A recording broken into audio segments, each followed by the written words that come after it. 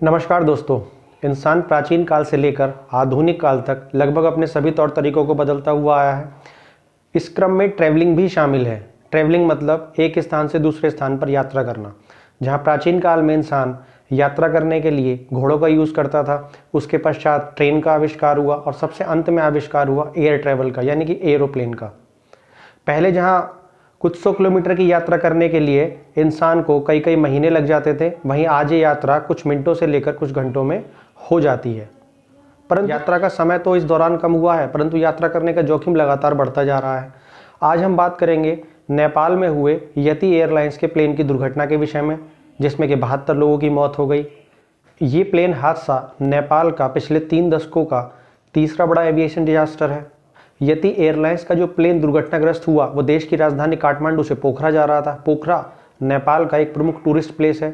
अब हम कुछ आंकड़ों के विषय में बात करेंगे। यदि हम पिछले 3 दशकों की बात करें तो 1990 से 2023 तक नेपाल में लगभग 52 फ्लाइट क्रैश हुई। इस मामले में नेपाल 207 देशों में 33वें स्थान पर है। अब हम वर्ल्ड वाइड डेटा की बात करते हैं। यदि 1990 से लेकर 2023 तक, यानी कि पिछले 3 दशकों की फ्लाइट क्रैश के विषय में हम जानकारी लेते हैं तो हम ये पाते हैं कि यूएसए इस चार्ट में टॉप पर है। इस दौरान यूएसए में लगभग 1578 फ्लाइट क्रैश हुई।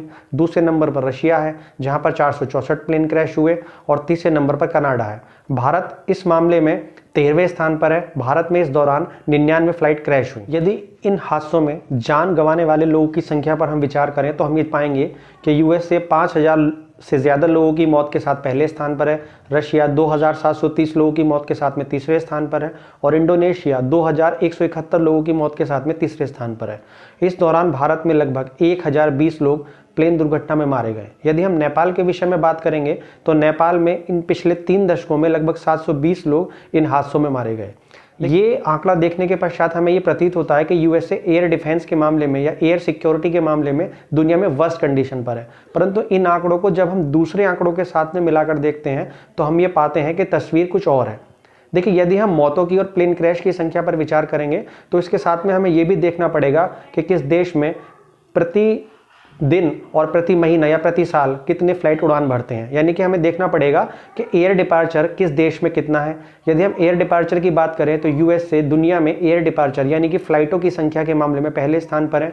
पिछले 3 दशकों में, यानी कि 1990 से 2023 तक यूएसए में लगभग 324 मिलियन एयर डिपार्चर हुआ। यूएसए इस मामले में दुनिया के सभी देशों से बहुत आगे है, क्योंकि दूसरे नंबर पर जो रशिया है उसमें लगभग 57 मिलियन फ्लाइट का डिपार्चर हुआ। तो इस प्रकार हम देखते हैं कि यूएसए में एयर ट्रैफिक की संख्या बहुत ज़्यादा है, यानी कि 32 करोड़ या 35 करोड़ फ्लाइटों का डिपार्चर हुआ, और मरने वाले लोगों की संख्या 5000 कुछ है।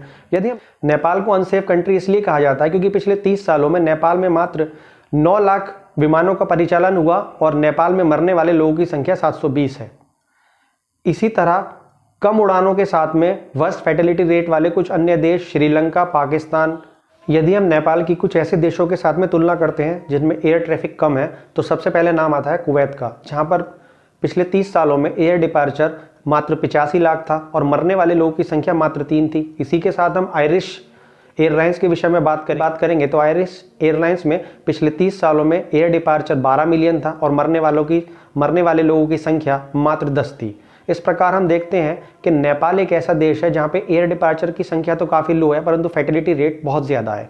इसलिए नेपाल को एयर ट्रैफिक के मामले में दुनिया का सबसे असुरक्षित देश भी कहा जाता है।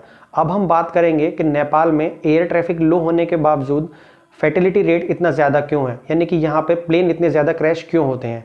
इस मामले पर विचार करने के लिए सबसे पहले तो हम देखते हैं कि नेपाल की जो टोपोलॉजी है, यानी कि दुनिया की 14 हाईएस्ट पीक में से 8 जो हाईएस्ट पीक है वो नेपाल में स्थित है। इसके अलावा कैप्टन अमित सिंह, जो कि एक कॉमर्शियल पायलट भी हैं और इसके साथ में सेफ्टी मैटर्स फाउंडेशन के फाउंडर भी हैं, उन्होंने बताया कि काठमांडू एयरपोर्ट एक बाउल की तरह है। यानी कि काठमांडू एयरपोर्ट चारों ओर से पहाड़ियों से घिरा है और बीच में वहाँ पर एयरपोर्ट स्थित है, जिससे कि उड़ानों के परिचालन में बहुत ज़्यादा दिक्कत आती है।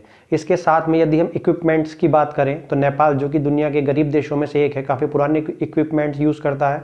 इसके साथ में नेपाल के जो प्लेन हैं वो भी काफ़ी पुराने हैं। यदि हम यति एयरलाइंस के इस प्लेन की बात करें जो कि अभी दुर्घटनाग्रस्त हुआ है, ये प्लेन लगभग 15 साल पुराना है। 2022 में नेपाल में तारा एयरलाइंस का एक प्लेन क्रैश हुआ था जो कि करीब 32 साल पुराना था। यानी कि नेपाल आउटडेटेड प्लेन और पुरानी टेक्नोलॉजी का यूज़ करता है। इन्हीं सब कारणों को देखते हुए यूरोपीय यूनियन के लगभग नेपाल से आने वाली फ़्लाइट्स को अपने यहाँ बैन कर दिया था, क्योंकि यूरोपीय यूनियन के सभी देश फ़्लाइट स्टैंडर्ड को बहुत हाई रखते हैं। इसका मतलब नेपाल से जितनी भी फ़्लाइटें यूरोपीय यूनियन के देश जाती हैं वो दूसरे देशों की एयरलाइन ही उन प्लेनों का संचालन करती है। इसके अलावा नेपाल के सिविल एविएशन ढांचे में बदलाव की भी जरूरत है। Aviation authority of Nepal service provider होने के साथ में रेगुलेटर भी है। ये सीधे सीधे कॉन्फ्लिक्ट ऑफ इंटरेस्ट का मामला है।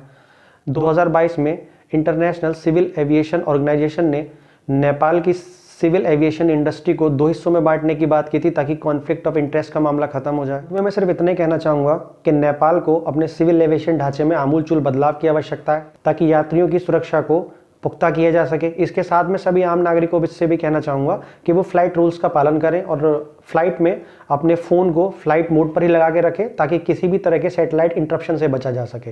धन्यवाद। जय हिंद।